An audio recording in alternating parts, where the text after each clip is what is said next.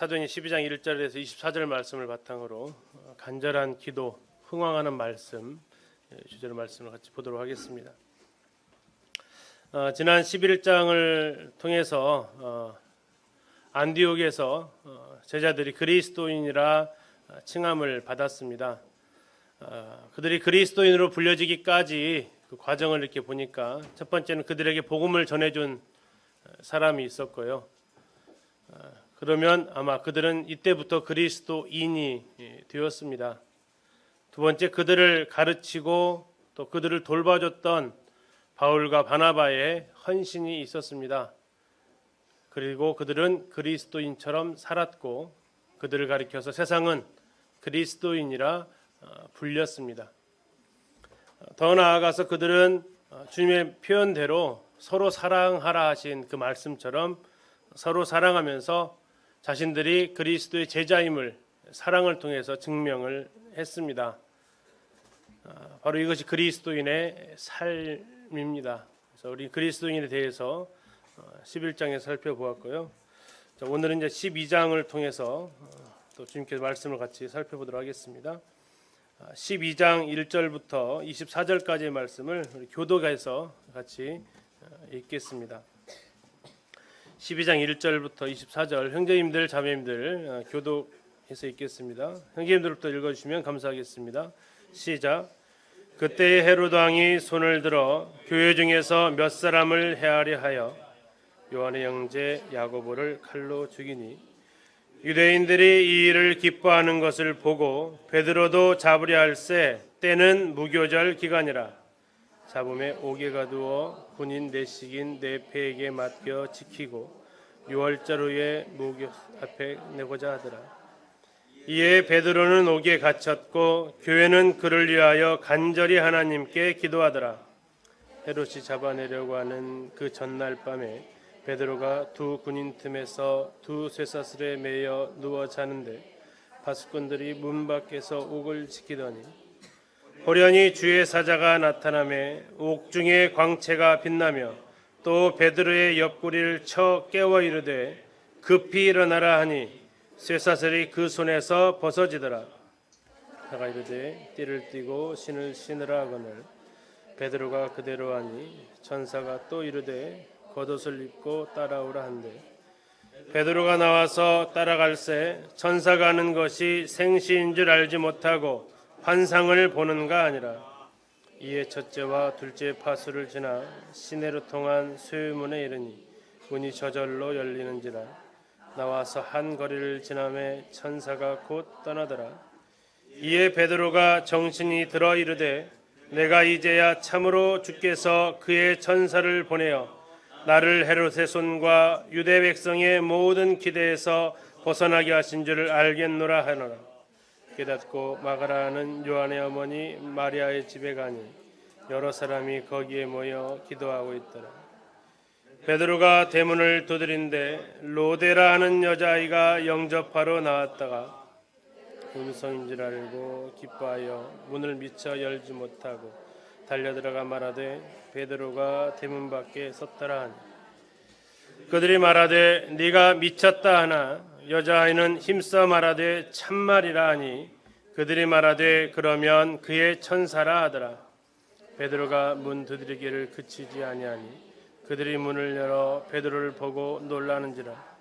베드로가 그들에게 손짓하여 조용하게 하고 주께서 자기를 이끌어 옥에서 나오게 하던 일을 말하고 또 야고보와 형제들에게 이 말을 전하라 하고 떠나 다른 곳으로 가니라. 나리샘의 군인들은 베드로가 어떻게 되었는지 알지 못하여 적지 않게 소동하니 헤롯이 그를 찾아도 보지 못하매 파수꾼들을 신문하고 죽이라 명하니라. 헤롯이 유대를 떠나 가이사랴로 내려가서 머무니라. 다시 들어와 시돈 사람들을 대단히 노여워하니 그들의 지방이 왕국에서 나는 양식을 먹는 까닭에 한 마음으로 그에게 나아와 왕의 침소 맡은 신하 블라스도를 설득하여 화목하기를 청한지라. 헤롯이 나를 택하여 왕복을 입고 단상에 앉아 백성에게 연설하니 백성들이 크게 부르되 이것은 신의 소리요 사람의 소리가 아니라거늘 헤롯이 영광을 하나님께 돌리지 아니하므로 주의 사자가 곧 친히 벌레에게 먹혀 죽으니라. 하나님의 말씀은 흥왕하여 더하다. 예, 감사합니다. 방금 보셨던 내용 어떤 내용인지 이해가시죠? 안디옥에서는 사도 제자들이 그리스도인이라고 칭하면서 많은 수가 모이고 굉장히 부흥하는 모습이 있었습니다. 근데 드라마를 보면 이쪽 이야기가 진행되다 갑자기 카메라가 다른 쪽으로 가죠. 카메라가 이제 안디옥에서 비추고 있던 그 모습에서 어디로 옮겨갑니까? 한편 예루살렘에서는 하면서 예루살렘의 교회 형편을 말하고 있어요. 예루살렘으로 이렇게 카메라를 옮겨서 보니까 안디옥과는 완전히 다른 상황이 전개되어지고 있습니다. 안디옥에는 굉장히 분위기가 어떤 분위기예요?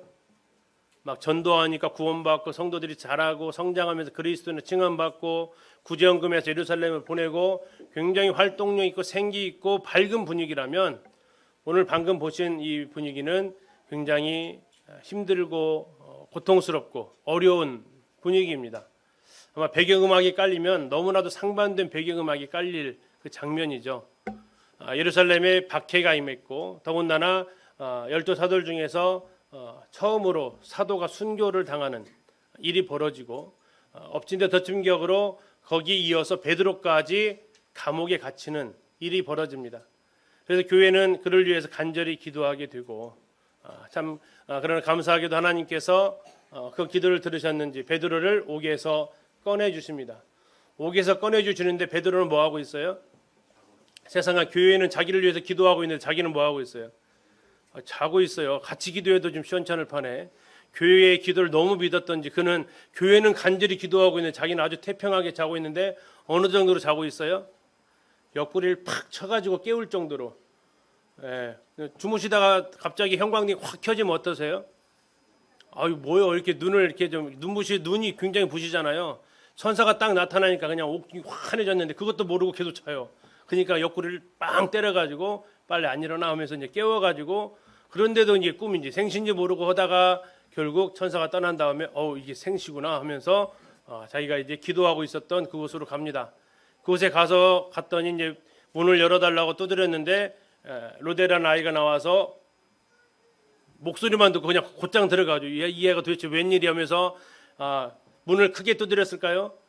크게 두드리면 소동이 일어나서 지금 베드로 발견된 거 들킬 상황이니까 세게 두드려도 못하고 좀 빨리 좀 나왔으면 좋겠다면서 아마 두드리고 있고 안에 들어갔더니 기도하던 성도들은 자기들이 열심히 기도했음에도 불구하고 베드로가 돌아왔다고 하니까 어떻게 해요?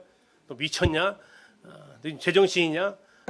하면서 도대체 뭐라고 기도했길래 도대체 그런 어떤 상황, 아이러니죠. 열심히 기도해놓고 기도 응답 받았다고 하니까 너 미쳤냐? 이런 얘기를 하는. 그러면서 그들이 이제 하도 우기니까 같이 딱 나와서 베드로 확인하고 기쁨보다는 더 놀라움으로 반응하고 베드로는 거기에 대해서 상황을 쭉 얘기하면서 나는 이제 지금 지명수배가 내려질 상황이니까 나는 예루살렘에 더 있을 수 없다. 나는 단대로 가는데 이 사실을 야고보 장로한테 전해줘라 하고 이제 그 다음날 새벽에 베드로가 없어진 것을 알고 이 베드로를 잡았던 사울 왕이 이 베드로에 대한 지명수배를 내리는데 아무리 찾아도 찾을 수가 없으니까 그 베드로를 옆에서 지키고 있었던 그 간수들을 갖다가 죽이라고 하고 자기는 예루살렘에서 가이사랴로 옮겨갑니다. 그리고 가이사랴에서 그가 이제 황제의 그 축제가 황제와 관련된 축제가 있어서 그 가이사랴에 가면 극장이 있습니다. 그곳에서 이렇게 연설을 했는데 와, 그 소리가 너무나 이렇게 막 은혜스럽게 들리니까 거기 듣고 있었던 사람들이 이제 가히 아부에 가까운 너무 지나친 아부에 가까운 무슨 소리라고 그래요? 와, 신의 소리입니다. 그러니까 좀 그러긴 하지 내가 하면서 이렇게 우쭐 대다가 갑자기 배야 하면서 쓰러져 가지고 돌아가시는. 그래서 예루살렘에서도 그렇게 박해가 있는 것 같았지만 여전히 하나님의 말씀은 흥왕해서 더해갔다. 이것이 이제 오늘 읽으신 본문입니다. 이 본문을 이제 좀 더 자세히 살펴보려고 하는데 먼저 질문을 한번 드릴게요. 12장에는 사도가 둘이 나와 있었습니다. 누구와 누굽니까? 죽었던 야고보, 풀려난 베드로. 자, 야고보의 순교, 베드로의 구출 어느 게 더 감사가 되시나요? 뭐 두 개 다 내일 아니니까 그렇게 하지 마시고 예루살렘 교회 입장이라고 한번 생각해 보세요. 내가 예루살렘 교회 입장인데 죄송합니다. 제가 순교 당하고 김선재님이 풀려나셨어요. 어느 게 더 기쁘세요? 제가 김영재 입으로 돌아가시기 할 수는 없고 어느 게 더 나으시겠어요? 예? 괜찮아요. 실족 안 할 테니까 얘기하셔도 돼요. 베드로의 구출되어지는 그 상황이 그들에게 참 감사하지 않을까요? 하나 더 여쭐게요. 기도를 했는데 병이 완쾌가 됐어요.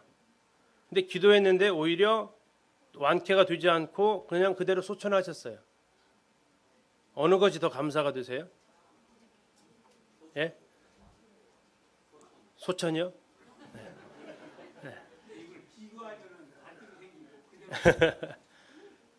네. 이게 지금 예루살렘 교회의 현실이라고요. 현실. 아니 어쩌면 우리 상황 속에 우리 삶 속에 현실 아닙니까? 한번 이 본문의 말씀을 생각하면서 이런 생각을 해봤어요. 나는 기도할 때 간절하게 기도하는데 일단은 간절히 기도하나부터 생각을 좀 해봤고 두 번째 간절하게 기도했는데 내가 답을 내려놓고 기도할까 아니면 답을 맡기고 기도할까 하는 거였습니다. 내가 기도를 하는데 거기에 이미 답이 나와 있고 하나님은 내가 나온 답대로 행하시도록 하고 요구하는 걸까?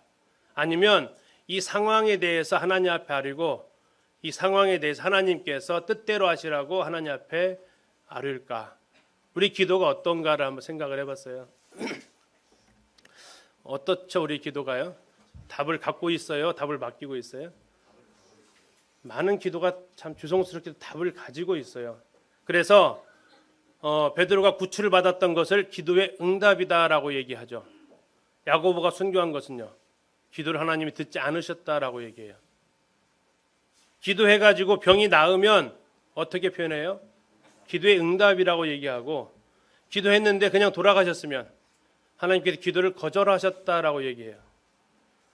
우리 자매님 계셔서 죄송하지만 우리 이든희 자매님 병원에 입원하셨을 때 교회가 많이 간절하게 기도하셨죠. 그런데 암이 아닌 것으로 판명되니까 우리는 뭐라고 얘기했어요? 기도의 응답이라고 얘기했어요. 만약에 이제 아니시니까 편하게 말씀드릴 수 있지만 만약에 암이셨다라면 어떻게 하셨을 것 같아요? 우리의 반응이 어땠을 것 같으세요? 감사했을까요? 아니면 낙담했을까요? 이게 이제 오늘 이 사도행전 12장을 보면서 우리가 생각해 보려고 하는 부분입니다. 빌립보 4장 13절에서 이 말씀이 있습니다. 노란색 같이 한번 읽어주시겠습니다. 시작.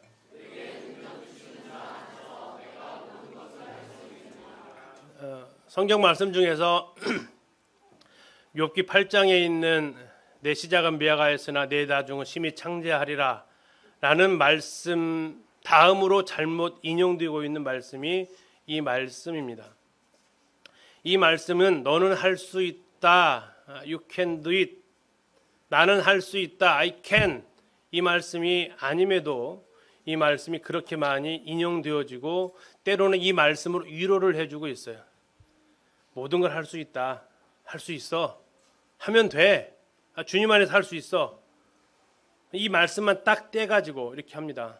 사도 바울이 빌립보 성도들한테 이 말을 하게 된 것은 11절부터 읽어보면 여기에 나와 있는 모든 것이 무엇인지를 알 수 있어요.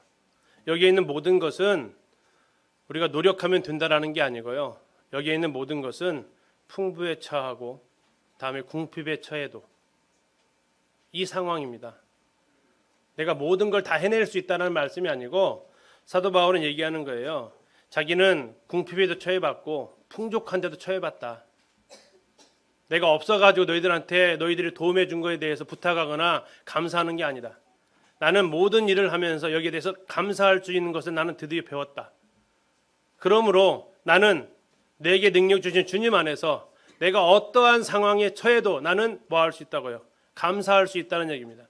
내가 모든 것을 할 수 있다는 얘기는 내가 풍족해도 내가 가난해도 내가 병들어도 내가 건강해도 내가 살아도 내가 죽어도 나는 뭐 할 수 있다고요? 거기에 대해서 나는 적응하면서 하나님 인정하면서 감사하면서 살 수 있다라는 말씀이 내가 모든 것을 할 수 있느니라는 이 말씀이에요. 야고보가 순교해도, 베드로가 구출을 되어도, 기도로 병이 완쾌되어도, 기도했지만 병으로 돌아가셔도 내가 어떠할 수 있다고요? 내가 감사하며 하나님 앞에 찬양할 수 있다. 내가 당장 내일 먹을 끼니가 없어도, 아니 내가 당장 내 창고에 먹을 것이 그득해도, 통장에 마이너스 통장을 쓰더라도, 아니 내 통장에 적금된 것이 많이 있더라도 그것과 관계없이 나는 하나님으로 인해서 감사할 수 있는 마음이다. 내가 모든 것을 할 수 있다. 이 말씀이 빌립보서 4장 13절의 진정한 의미입니다. 왜 우리는 내가 기도한 대로 되어지지 않으면 하나님이 기도를 안 들어주셨다라고 생각하는 걸까요? 그건 아마 내가 하나님을 조정해 보려고 하는 의도는 아닐까 합니다. 흔히 얘기합니다. 기도의 응답은 세 가지가 있다고. 첫 번째가 예스가 있고요. 들어주시는 경우가 있고, 아니 기도한 대로 되어지는 경우가 있고, 두 번째 웨이트, 기다려라. 아직은 때가 안 됐다라고 하나님께서 늦추시는 경우도 응답이 되어진 거라고. 그리고 세 번째는 심지어 무엇도요? No, 안 돼 그건. No 하더라도 그것도 기도의 뭐라고요? 응답이라고요. 근데 우리가 제일 당황스러울 때는 내가 기도했는데 기도한 대로 되어지지 않을 때, 노라는 대답이 떨어질 때, 기도했는데 그것이 이루어지지 않았을 때 우리는 굉장히 당황스럽게 생각하고 힘들어하는 상황을 우리는 살아가면서 많이 경험하게 됩니다. 그러나 이것도 역시 하나님께서 우리의 기도를 들으셨고 내게 능력 주신 자 안에서 이와 같은 상황에도, 야고보의 순교하는 그 상황에도 기도했지만 그것이 돌아가시거나 또는 병으로 이길 수 없는 상황이 되었다 할지라도 내가 감사할 수 있는, 이거 하나님께서 바라시는 이 부분, 오늘 이 말씀을 같이 살펴보려고 합니다. 1절은 이렇게 시작합니다. 그때에 헤로드 왕이 손을 들어 교회 중에서 몇 사람을 해하려 했다. 다시 말하면 카메라를 돌린 거예요. 안디옥은 굉장히 활발하게 움직이고 있는데 예루살렘의 상황은 이러했다. 자세한 것은 이제 세부적인 것은 이제 써놓은 것을 좀 참고해 주시고요. 시간 관계상 다 써놓은 것을 언급할 수는 없습니다. 자, 한편 그런데 교회 중에서 몇 사람을 헤로드 왕이 해하려 했다라는 겁니다. 자, 교회 중에서 몇 사람을 해하려 했는데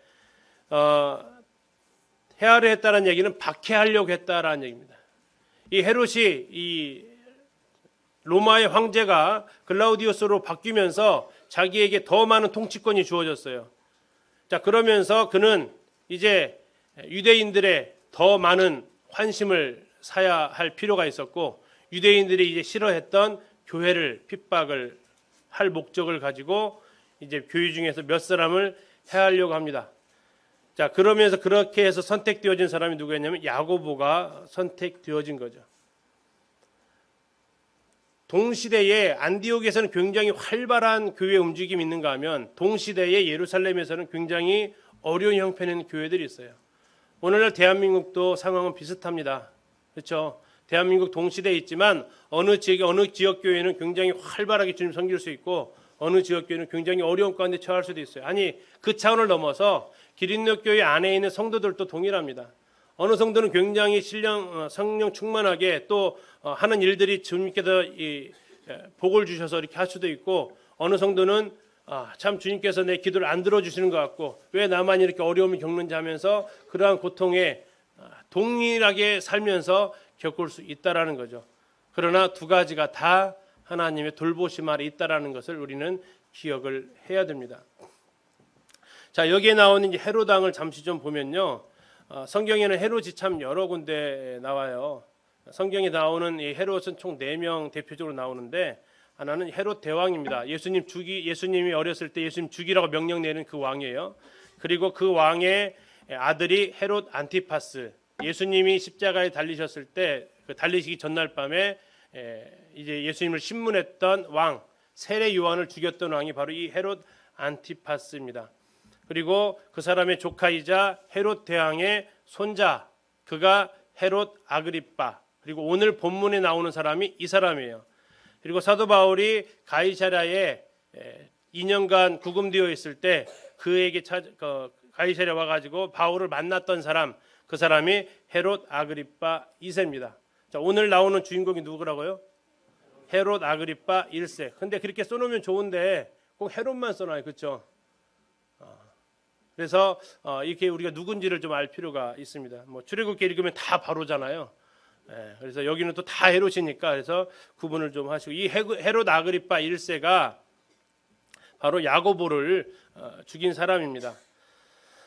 그는 헤롯 대왕의 손자였는데 이 헤롯 대왕이 의심이 많아가지고 자기 아들들을 다 죽이고 자기 왕을 이을 사람들 다 죽이고 자기 부인까지도 죽여요. 자, 이런 가운데에서 자기 아버지였던 아리스토블루스가 할아버지에 의해서 죽으니까 이 아이는 로마로 어머니 밑에서 자라기 위해서 피신을 갑니다. 가가지고 잘 살아야 되는데 가서 엉망으로 삶을 살아갑니다. 쾌락을 즐기는 로마 황제 중에서 아주 죄송하지만 개차반이 하나 있거든요. 그게 이제 칼리큘라라는 황제예요. 아주 그냥 난잡한 왕인데 그 사람하고 이렇게 막 친하게 지내면서 티베리우스 황제한테 말을 실수해가지고 감옥에 갇힙니다. 근데 감옥에 갇혔다가 그가 올빼미를 이렇게 만나요. 올빼미를 봐요. 근데 올빼미의 징조가 처음 만날 때는 길한 동물이고 또 한 번 만나면 흉한 동물이에요. 그 의미가. 근데 처음 이 감옥에 갇혔을 때 이 올빼미를 딱 만났어요. 그러니까 같이 있던 동료가 야, 너 풀려나겠는데 한 거죠. 저건 길조야. 그래서 얼마 후에 이 티베리우스 황제가 죽고 진짜 풀려나요. 그리고 나서 이제 자기랑 함께 참 쾌락을 즐겼던 황제가 황제에 즉위하니까 갑자기 유대의 왕으로 등극을 하게 되고 그 이후에서 또 다른 왕이 나오니 이어서 글라우디우스라는 황제가 나니까 또 영역을 더 넓혀갑니다. 지금 이 상황은 이 아그리파 1세가 거의 이스라엘의 헤롯 왕이 다스렸던 만큼의 지역을 통치하고 있을 그때예요. 그러니까 영향력이 막강할 때예요. 근데 그는 할아버지 잘 알았죠. 유대인들에게 관계가 틀어지면 통치가 굉장히 어렵다. 그래서 유대인들이 어떻게 하면 좋아할까라는 정책을 쓰는데 제일 쉬운 정책이 유대인들이 싫어하는 사람을 핍박하는 거. 그게 누구였어요? 교회였어요. 그래서 교회를 핍박하게 되고 자기는 모세율법의 준수자로서 이렇게 유대인들에게 굉장히 이제 인정을 받는 이 상황에 갔다가 아까 보셨던 대로 가이사랴에서 벌레에 물려서 벌레에 의해서 죽임을 당합니다. 자, 다시 본문으로 돌아가서 헤롯이 요한의 형제 야고보를 칼로 죽입니다. 죽였더니 예상했던 반응이 딱 나왔어요. 유대인들이 어떻게 합니까? 유대인들이 이 일을 기뻐해요. 아싸, 통했다. 그러면 이 김에 한 번 더 해가지고 이제 더 높은 누구? 베드로까지 죽이려고 합니다. 근데 이 야고보가 누구냐면 세베대의 아들 요한의 사도 요한의 형제예요. 이 요한의 형제가 한때 예수님 살아계실 때 부탁했던 게 있죠. 그 엄마가 와가지고 예수님 나중에 왕으로 등극하시면 내 아들은 어느 쪽에? 왼쪽과 오른쪽에 다 앉혀주십시오. 오른팔 왼팔로 써주십시오 라고 부탁을 했던 사람인데요. 제일 먼저 돌아가세요. 제일 먼저. 근데 또 아이러니하게 그의 형제였던 사도 요한은 언제 돌아가세요? 제일 마지막에 돌아가세요. 뭐 원하는 대로 됐는지 어떤지는 모르겠습니다. 왼팔과 오른팔이 됐어요. 제일 먼저 돌아가시고 제일 나중에 돌아가셔서 이게 말은 잘하고 봐야 될 것 같은데 또 하나 이 야고보는 3명 중에 한 명이었어요. 어떤 3명이냐면 예수님께서 특별한 장소에 데리고 다녔던 3명이에요. 누구였어요? 베드로, 요한, 야고보. 굉장히 예수님께서 신임했던, 다시 말하면 중용하려고 했던 사람 중에 한 명이었는데요. 어떻게 죽었어요? 제일 먼저 죽었어요. 정말 좀 아깝지 않나요? 굉장히 은사가 출중하고 지금 유대인들이 이 일을 굉장히 기뻐했다는 얘기는 존재감이 있었다 없었다? 굉장히 있었다. 시시한 사람 죽이면 그 정도가 이것이 아니고 기뻐할 정도로 영향력이 있었던 사람. 아니 진짜 예수님 당시에 특별히 3인 중에 들었던 그 한 사람을 한 사람이 죽은 거예요. 우리도 이렇게 지내다 보면 정말 안타까운 죽음들을 이렇게 봅니다. 주님 천국에 그 한 명 더 데려가셔서 뭐가 좋으시려고 그렇게 하세요. 이렇게 참 푸념 섞인 말로 할 정도로. 근데 그러면 한 번 더 물어볼게요. 야고보가 뭐 현장에서 이렇게 직결로 칼로 죽이진 않았을 거 아닙니까? 감옥에 가뒀고 베드로와 동일한 절차를 밟았을 거예요. 감옥에 가뒀고 재판하고 어떻게 해요? 그리고 나서 사형 판결 내서 죽였을 거예요. 야고보가 감옥에 갇혔을 때 교회가 뭐라고 기도했을까요? 성경은 거기에 대해서 일절 언급이 없어요. 기도 안 했다는 얘기일까요? 기도했죠. 그럼 베드로를 통해서 알 수 있어요. 그럼 뭐라고 기도했을까요? 한번 생각을 해봤어요. 나중에 베드로일 때 다시 한번 얘기해 보실게요. 야고보가 칼로 죽기 전에 교회가 어떻게 기도했을까? 자, 어쨌든 이 헤롯은 이제 이 헤롯의 본문에서 5차 교만까지 나오는데 여기서 1차 교만이 일단 나와요. 1차 교만 일단 기억하세요. 누가 기뻐하는 일 했다고요? 유대인들이 기뻐하는 일 했어요. 사람들이 기뻐하는 일을 하고 있어요. 내가 혹시 사람들이 기뻐하는 일을 내가 의도적으로 하려고 한다 하면 생각하셔야 돼요. 그건 내 인기 유지용이다. 이건 교만이 싹트고 있다라는 걸 1차로 생각하시고 뒤에서 좀 더 보겠습니다. 자, 베드로도 잡으려고 했는데 무교절 기간이라서 죽이지 못했어요. 왜? 그는 율법의 준수자였어요. 이 명절 기간에는 살인할 수 없어요. 그래서 그는 기다립니다. 그래가지고 그가 옥에다가 가두는데 아주 철저하게 지킵니다. 군인 4씩, 4명씩, 4패, 4인 4조예요. 그럼 몇 명이에요? 4, 16명한테 맡겨요. 한 사람 지키기 위해서 16명의 간수가 등장해요. 왜 이렇게 엄하게 칠까요? 첫째, 굉장히 중요한 사람이라는 거죠. 두 번째는요. 전에 베드로가 한번 감옥에서 나갔던 사건이 있었어요. 사도행전 4장에서. 감독이 분명히 제사장들이 그 사내들에서 공유해서 딱 잡아놨는데 그 다음날 성전에서 설교가 있었던 이 사건이 그에 있었던 거죠. 그 상황을 알았는지 아주 군인 4명씩 딱딱 4패에게 딱 맡기고 그리고 이제 6월절 후에 끌어내서 죽일 계획을 딱 세웁니다. 그래서 베드로는 옥에 갇혔는데 교회는 뭐 했다고요? 그를 위하여 간절히 하나님께 기도하더라. 한번 생각을 한번 여기서 해보고 싶습니다. 그를 위해서 기도한 게 뭘까요? 그를 위하여 기도했다. 이게 어떻게 기도하는 게 그를 위하여 기도한 걸까요? 대부분의 주석을 다 찾아봐도 강의를 다 찾아봐도 제가 이제 이 사도행전 강의하기 위해서 대략 한 10권 정도의 책을 보는데요. 10권이 전부 거의 같았어요. 뭐라고 기도했다? 풀려나기를 기도했다라고 써 있어요. 근데 그 뒤를 쭉 보면서 진짜일까 하는 자꾸 생각이 저에게 들었어요. 진짜일까? 정말 풀려나기를 위해서 기도했을까? 한번 그렇게 생각을 한번 해보면서 한번 들어주십시오. 좀 다르게 저는 좀 생각을 좀 하게 됐습니다.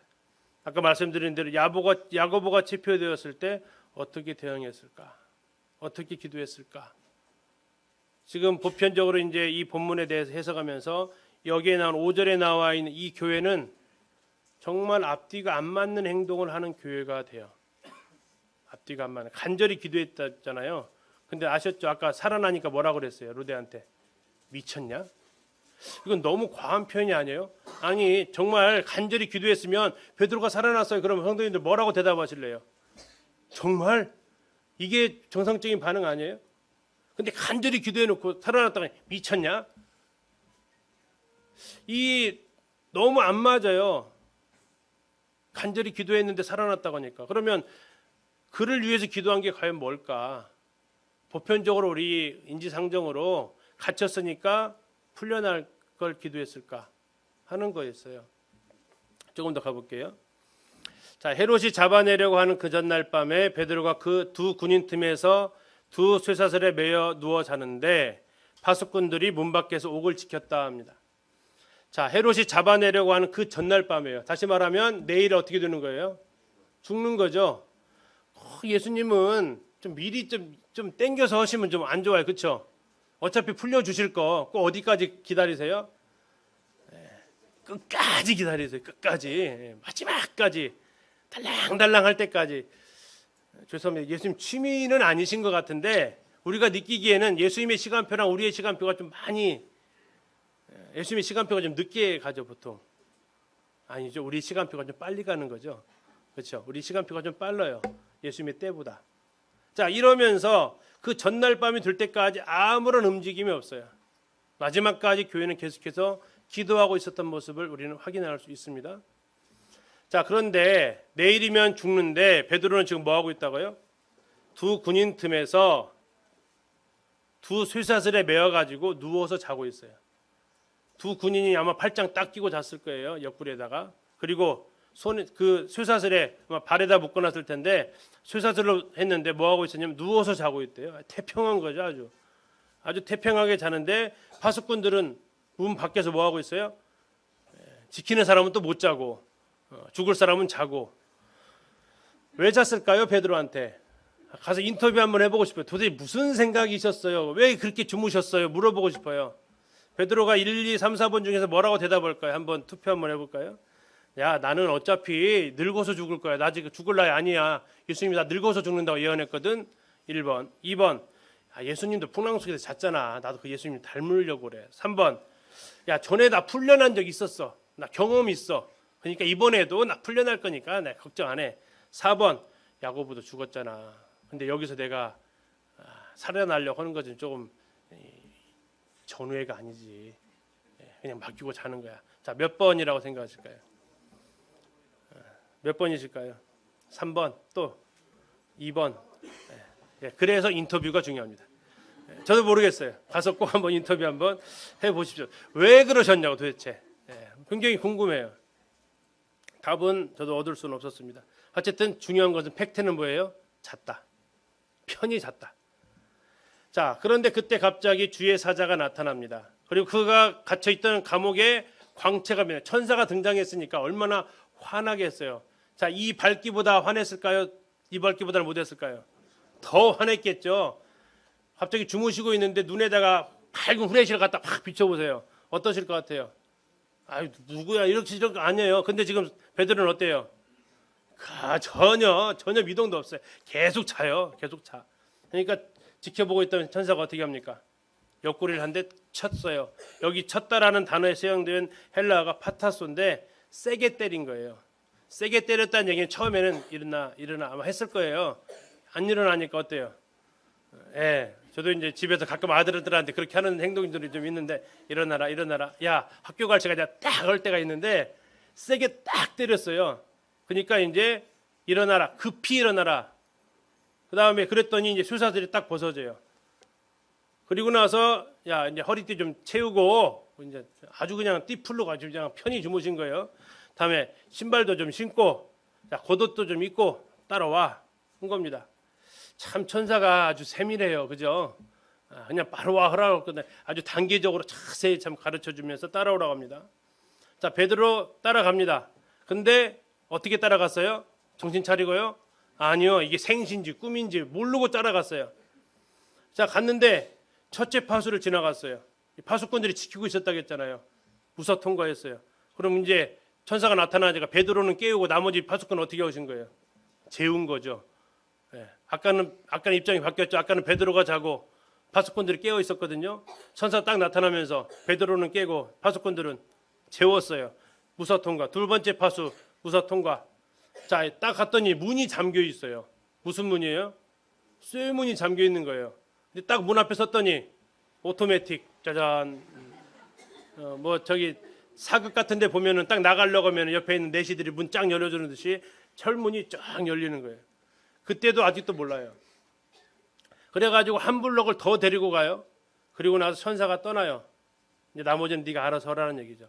천사가 도와줄 만큼 딱 도와주고 그에게 맡기고 가요. 자, 베드로 이런 상황 가운데서 꿈인지 생신지 참 분간하지 못하는 이 정도의 베드로. 도대체 그는 어떻게 기도했을까? 이제 아까 교회는 놔두고 도대체 베드로 그는 어떻게 기도했을까? 감옥에서 아이고 알아서 하십시오. 이렇게 그냥 완전히 맡겼을까? 어떻게 기도했을까? 더 나아가서 베드로가 혹시 이 헤로단지 잡혀오면서 성도들을 만났다면 성도들한테 무슨 기도 부탁을 했을까? 교회여, 성도들이여, 기도해 주십시오. 성도들이 어떻게 기도할까요? 이렇게 물었다면 베드로는 어떻게 기도했을까? 천사가 와서 깨워주고 하는데도 불구하고 이러한 모습을 보이는 것은 자기가 풀려날 것을 기대했던 것은 아니지 않을까? 아니 기대 안 하고 있었던 건 아닐까? 하는 것들. 자, 천사랑 이게 따라가는데 쇠문이 쫙 열리는 거 경험해보고 싶죠? 아니세요? 갇혀 있다가 쫙 열리는 경험 해보고 싶죠? 그러려면 뭐 해야 돼요? 그렇죠, 갇혀야 돼요. 근데 우리는 뭐는 해보고 싶은데 뭐는 하기 싫어요? 이 열리는 것은 해보고 싶은데 갇히는 것은 안 하고 싶으니까 결국 열리는 것도 못 해보는 거죠. 자, 어쨌든 베드로가 이제 제정신이 들었습니다. 11절에 보니까 그러면서 얘기합니다. 내가 이제야 참으로 주께서 그의 천사를 보내어 나를 헤롯의 손과 유다 백성의 모든 기대에서 벗어나게 하신 줄 알겠다. 지금 어떻게 했냐면요. 앞에 절 보니까 9절에 보니까 베드로가 따라갔잖아요. 그럼 천사가 눈에 보였다는 얘기, 안 보였다는 얘기예요? 보였다는 얘기거든요. 보였는데 천사가 떠나니까 있다가 사라지고 나니까 지금 그가 이제 정신이 들어왔어요. 아, 천사였구나. 하나님이 주님이 나를 위해서 주님의 천사를 보내주셨구나. 그래서 나를 헤롯의 손과 모든 유대 백성의 모든 기대에서 벗어나게 하셨구나. 그가 그것을 알게 됩니다. 다시 말하면 야고보는 죽었지만 하나님 그를 유면하신 게 아니고 야고보는 그의 천사를 보내가지고 야고보를 하늘로 인도하신 거고 베드로는 그의 천사를 보내서 헤롯과 유대인의 손에서 벗어나게 하신 것이고 두 가지 다 하나님이 하신 것인데 내 생각은 하늘로 데려가면 못마땅하고 내 생각은 그냥 거기에서 당장 위험에서 벗어나면 하나님 도와주신 거고 하는 그 생각을 우리가 버려야 하지 않을까. 야고보는 주님의 손에 의해서 하늘로, 베드로는 주님의 손에 의해서 성도들에게로, 그 차이밖에 없지 않을까. 12절입니다. 깨닫고 마가라 하는 요한의 어머니 마리아의 집에 갑니다. 갔더니 거기에 여러 사람이 모여 기도하고, 대략 이 시간이 몇 시쯤 됐을까요? 아마도 보편적으로 다른 모든 그 주석에서 말하는 12시 넘은 시각이에요. 다시 말하면 무슨 기도한 거죠? 우리는 별로 안 하는 철야 기도한 거죠. 요새 철야 기도 언제 해보셨어요? 별로 간절한 일이 우리 없죠. 그죠? 교회가 얼마나 간절히 기도했는지를 보여주고 있어요. 정말 간절히 기도한 거예요. 왜? 다음날 죽으니까. 다음날 죽으니까 간절히 기도했어요. 아마 여러 사람이 모여 있었다고 나오는데 많은 사람들이 모이다가 이제 일부가 돌아갔고 일부가 더 남아서 기도하고 있었던 것 같습니다. 베드로가 대문을 두드렸습니다. 로데라는 여자아이가 나왔어요. 로데라는 이름의 뜻은 장미예요. 우리 기린교회 로데처럼 있죠. 장미처럼 예쁜 자매들 거기 다 있죠. 장미라는 이름의 뜻을 가지고 있어요. 이 로데라는 아이가 영접하러 나왔어요. 누구를? 베드로는 모르죠. 그렇죠? 문 두드리니까 손님을 이 밤중에 아니 이 새벽에 이 오밤중에 누가 문을 두드리니까 나왔는데 누구세요? 물었겠죠. 나 베드로야. 큰 소리로 대답 못해요. 왜냐하면 순찰하는 걸리니까. 나 베드로야. 근데 그렇게 들어봐도 충분히 알아들을 목소리였어요. 누구다? 베드로다. 그러면 문을 열어줘야 될 거 아니에요. 왜 왔어요? 영접하러 왔다며. 근데 베드로 알아들이 듣고 바로 뭐 합니까? 바로 달려 들어갑니다. 그렇죠? 걸어갔다고 여러분 말이 안 맞아요. 그렇죠? 달려 들어가야 맞아요. 달려 들어가서 거기 기도하고 있던 성도들한테 얘기합니다. 베드로가 어디 있다고요? 대문 밖에 서 있습니다라고 하는 거예요. 로데가 한번 생각을 해봤어요. 베드로의 음성인 줄 알았다면 저 같았으면 그랬을 거예요. 눈으로 확인하고 싶었을 거예요. 정말인가? 아니 내 폐에 갇혀서 아주 깊은 곳에 지금 못 나올 정도에 갇혀 있다고 하는데 목소리가 들리면 로데처럼 죄송합니다. 조금 신중했더라면 눈 열고 확인했어야 될 거 아니에요. 그냥 목소리만 듣고 튀어가니까 못 믿잖아요. 확인도 안 하고 갈 정도였다면 이 로데는 어떠한 믿음을 가지고 있었을까요? 베드로는 풀려난다라는 믿음을 가지고 있었던 건 아닐까요? 그 다음이 그를 증명합니다. 자, 그들이 말하되 네가 미쳤다 하나. 네가 미쳤다. 이것은 참 혹시 성도들한테 미쳤냐 이런 소리 들어보셨어요? 성도들끼리 주고받을 수 있는 단어는 어쩌면 아니죠. 그런데 예루살렘 교회 성도들은 로데한테 단도직입적으로 얘기합니다. 네가 미쳤다 지금. 이 네가 미쳤다라고 얘기하는 것은 다른 한편으로 이렇게 생각을 해봤어요. 그 전에 이 문 두드리기 전에 그 교회 안에서 어떠한 교제를 했다면 어떠한 교제가 이루어지고 있었을까?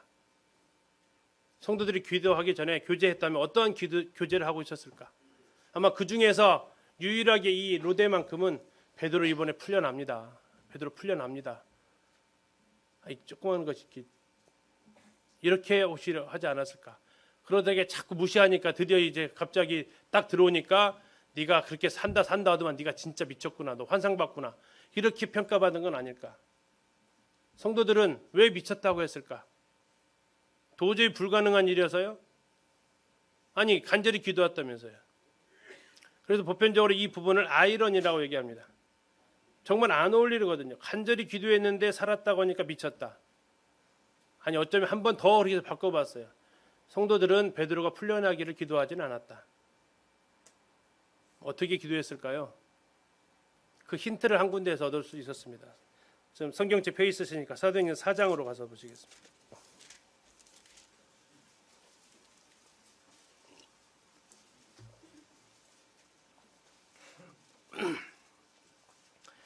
네. 4장 23절 보시면 아까 말씀드린 대로 사도들이 놓였습니다. 대제사장들과 장로들에게 잡혀 있다가 놓였어요.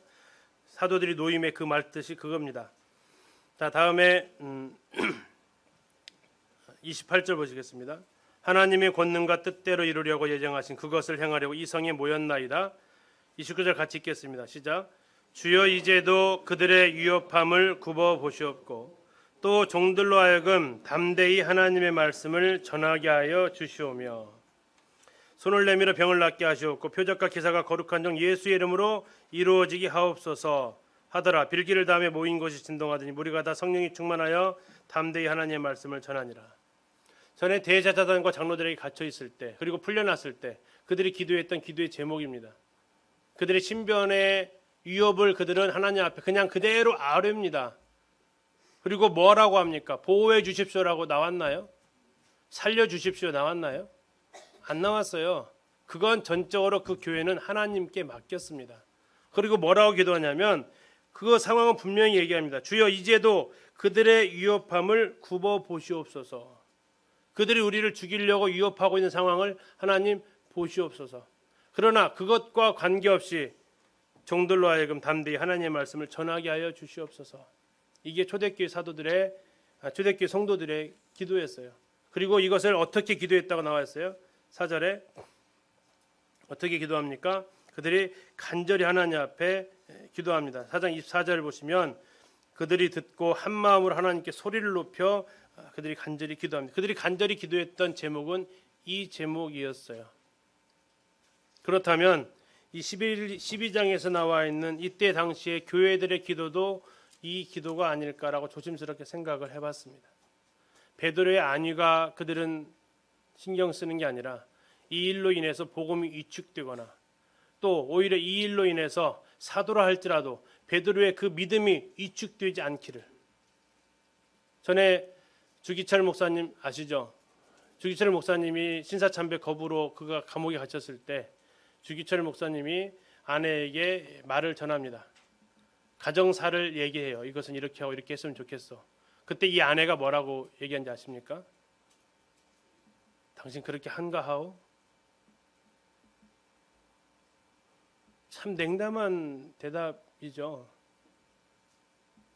나는 당신의 믿음이 떨어지지 않기를 기도합니다라고 했던 게 그 아내의 모습이었어요.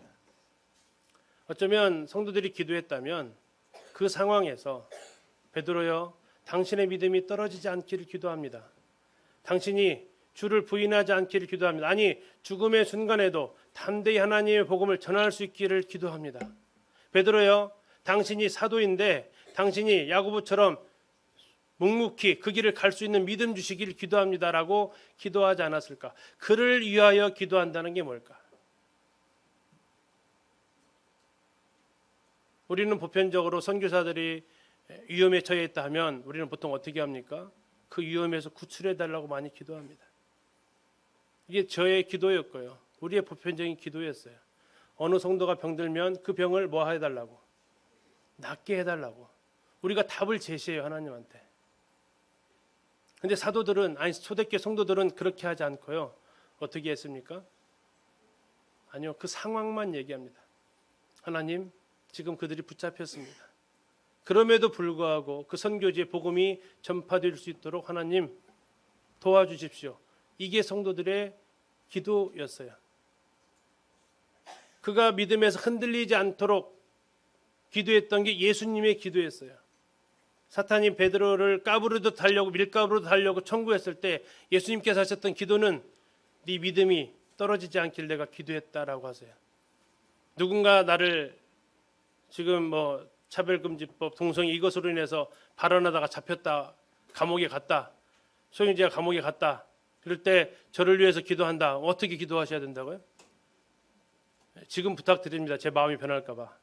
풀려나게 해달라고 기도하지 마시고 그건 하나님한테 맡기시면 돼요. 왜? 하나님이 굽어보시고 계시니까요. 풀려나고 안 풀려나고는 전적으로 하나님 권한이라는 얘기예요. 우리가 기도할 것은 그것으로 인해서 복음이 위축되거나 그것으로 인해서 믿음이 떨어지거나 하지 않기를 위해서 기도하는 것이 정말 어쩌면 그를 위한 기도가 아닐까.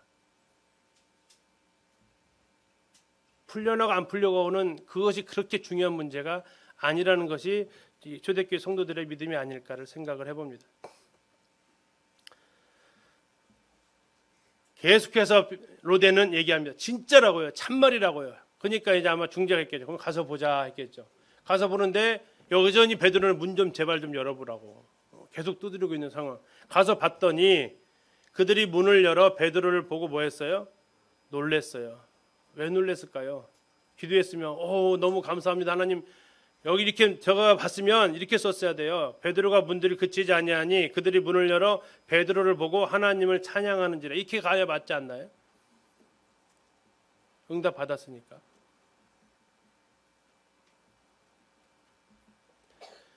그들이 무슨 기도를 했을지 우리가 생각을 해봅니다. 그리고 나는 어떻게 기도하고 있는가를 아울러서 생각을 해봅니다. 베드로가 그들에게 손짓하여 조용하게 하고 자기가 옥에서 나오던 일을 말합니다. 근데 말하는데요, 이 놀라운 것을 경험한 사람 치고는 너무 평범해요. 과정을 쭉 얘기했지만 그냥 아주 평범하게 얘기하고 이렇게 하나님께 나를 구출해 준 거에 대해 그렇게 막 특별하게 감사하죠. 근데 특별하게 그걸 강조해 가지고 감사를 했다, 찬양했다라는 말 자체가 표현이 안 돼 있어요. 이런 부분들 우리가 생각을 해보면서 우리는 내가 기도한 대로 되면 어때요? 굉장히 막 들뜨고 흥분되어지고 하죠. 근데 내가 기도한 대로 안 되면 위축되어지고 낙담하고 하나님 안 계신 것 같고 이렇게 되죠. 근데 더 큰 문제는 뭡니까? 그렇게 될까 봐 아예 기도도 안 하는. 내 뜻대로 안 될까 봐. 내가 기도해 보니까 이건 내 뜻, 하나님 뜻이 아닐 것 같으니까 기도해봤자 어차피 안 될 것 같으니까 기도 안 하는. 근데 기도를 해봐야 어느 게 하나님의 뜻인지 우리가 알 수 있거든요. 나리샘의 군인들은 베드로가 어떻게 되었는지 알지 못하여 적지 않게 소동합니다. 헤롯이 지명수배를 해도 못 찾으니까 파수꾼들을 신문하고 죽이라고 합니다. 그리고 헤롯은 가이사랴로 떠납니다. 이 헤롯의 이 행동을 참 보면 하나님께서 이건 정말 사람이 한 것이 아닌 걸 그가 분명히 알 수 있거든요. 그럼에도 불구하고 그 책임을 전부 다 파수꾼들한테 전부 다 옮겨서 그들을 죽게 해줘. 혹시 나에게 일어나는 일이 정말 일어날 수 없는 일이 일어났다면 우리는 한 번 정도 멈추고 이건 하나님의 개입이 아닐까 생각해 볼 수 있는 여유가 필요합니다. 자, 그리고 이제 20절에 가서 보니까 헤롯의 상황이 나옵니다. 헤롯이 두로와 시돈 사람들을 굉장히 싫어했는데 그들이 헤롯에서 갈릴리에서 나는 곡식을 사 먹어야 돼요. 그런데 헤롯이 이렇게 기분이 나쁘니까 아부를 해가지고 화목 다시 우리 잘 지내자라고 이렇게 얘기하면서 가이사랴에 가니까 그들이 가이사랴로 따라갑니다. 자, 헤롯이 나를 택하여 왕복을 입고 단상에 앉아서 백성들한테 연설을 합니다. 자, 헤롯의 1차 교만은 사람들이 기뻐하는 것을 했다는 것이 있었다면 헤롯의 2차 교만이 나오는데 지금 누군가 내 눈치를 보고 있다라고 의식이 되면 우리는 체크해야 돼요. 교만 증후군 두 번째. 누군가 지금 내 눈치를 보고 있다. 성도들이 또는 누가 내 눈치를 보고 있다. 그럼 내가 높아질 수 있는 2단계 경보. 그 다음에 그가 나를 택해서 왕복을 입고 단상에 앉아서 백성에게 연설합니다. 자, 왕복을 입고 연설한다. 다시 말하면 그 가이사랴 가서 보면 이 원형극장이 이렇게 있는데요. 지금 보이시는 대로 이게 거의 그때 당시 그대로 거의 복원된 거예요. 그리고 대부분의 자재는 그 자재 그대로입니다. 저게 몇 년 됐을까요? 2000년 됐어요. 2000년. 대한민국 땅 어디 가보셔도 2000년 된 거 보셨어요? 제가 알기로는 없어요. 기원전 건물 자체가 없어요. 저건 기원전 건물이에요. 헤롯이 예수님 태어나기 이전에 만들었던 건물들이에요. 자, 저기에 앉아서 저게 이 첫 번째 사진을 보시면 이 사진을 보시면 알 수 있듯이 딱 저 지금 뒤에 보이는 바다가 지중해예요. 지중해가 딱 객석에 앉으면 지중해가 딱 보여요. 그리고 이 무대에 서가지고 연설을 한 거예요. 무슨 옷을 입고 왕복을 입고 연설을 합니다. 자, 그때 장면을 요세푸스가 이렇게 기록하고 있어요. 잠시 읽어드릴게요. 고대사에 나와 있는 기록인데, 아그리빠는 영국 원정에서 돌아온 황제의 안녕을 위한 축제를 시작하면서 가이사의 영광을 보여주려 했다. 거기에는 각 지방 장관들과 저명한 인사들이 다 모여 있었다. 황제의 생일이기도 했던 축제의 둘째 날 8월 1일이라고 합니다.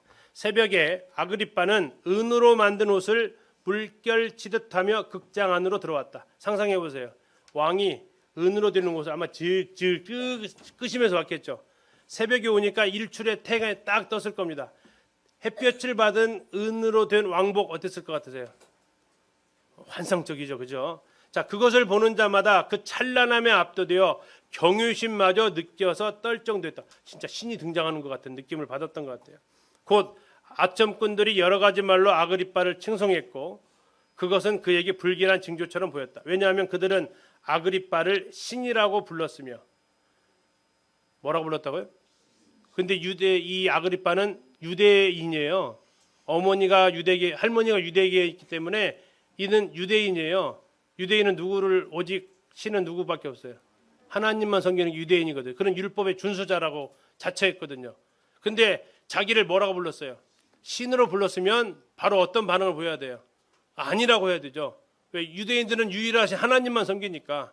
그런데 그것을 그냥 묵과했어요. 크게 소리 지르기를 우리에게 자비를 내리소서. 이제까지는 당신을 사람으로 공경했으나 이제부터는 당신을 인간 이상의 존재로 여기겠나이다 라고 했기 때문이다.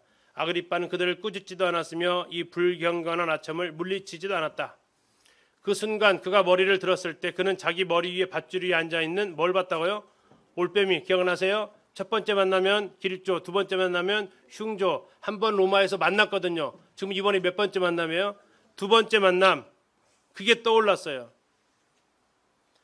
올빼미를 보자 전에 게르만족 동료가 했던 말이 떠올랐고 한 줄기 근심이 그의 마음을 스쳐갔다. 동시에 그는 배가 심하게 아파옴을 느꼈다. 그리고 이것은 극심한 통증으로 변하였고 아그리빠는 재빨리 궁궐 안으로 옮겨졌다. 그 극장에서 한 100m 정도 가면 헤롯궁이 있습니다. 그리고 그는 닷새 동안 극심한 통증으로 고생하다가 죽었다. 이때 그의 나이 54세였고 왕좌에 오른 지 7년째였다. 이게 유대 역사가인 요세푸스가 이 상황, 사도행전 12장 우리가 방금 보셨던 이 상황을 기록에 역사책에 남겨놓은 겁니다. 그대로 진술되어져 있어요. 백성들이 크게 부르되 이것은 신의 소리요 사람의 소리가 아니다. 자, 누군가 나를 칭찬한다. 교만, 적신호 4단계.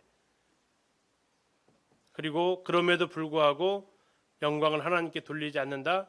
나를 알아주는 것에 만족하고 산다. 곧 위험하다. 벌레에게 먹혀 죽었다. 여기 보면 주의 사자가 곧 친히 그랬죠. 이 친히, 자, 기억하세요. 혹시 사자가 한번 친 사람이 있었어요? 베드로 뭐 하고 있을 때? 자고 있을 때 옆구리를 쳐서 깨웠다는 그 친히하고 여기 주의 사자가 곧 친히, 이 친히가 같은 언어가 쓰였어요. 결국 한 사람은 천사가 쳐가지고 어떻게 됐고 살아났고, 한 사람은 천사가 치니까 죽고.